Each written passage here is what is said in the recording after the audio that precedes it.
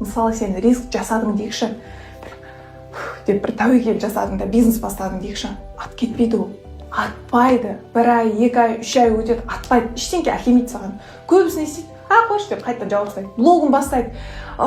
Деп бастайды да, міне күшті бол, блогер боламын, мен деген атақты боламын, осы сияқты күшті боламын, мен де көп табамын. Бастайды. 1 аптадан кейін нәтиже жоқ.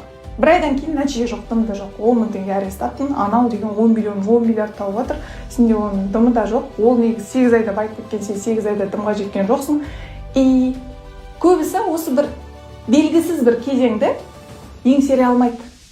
Қауқар жетпейді да осы нәрсеге. Болады сондай бір кез. Мысалы, мен запуск жасайын деп жүрсем, блогинг деген курсымның скоро жаңа потогы. Мен білмеймін қанша табатынымды. Мен әрекетін жасап жатырмын, әрекетін жасап біткеннен кейін сатылым сразу болмауы мүмкін, одан кейін болуы мүмкін.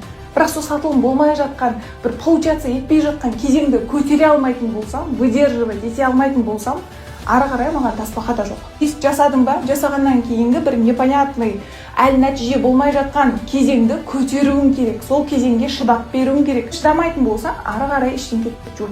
Ары қарай ешқандай нәтиже жоқ. Вот осы нәрсені мына жеріңізге тоқып алу керек.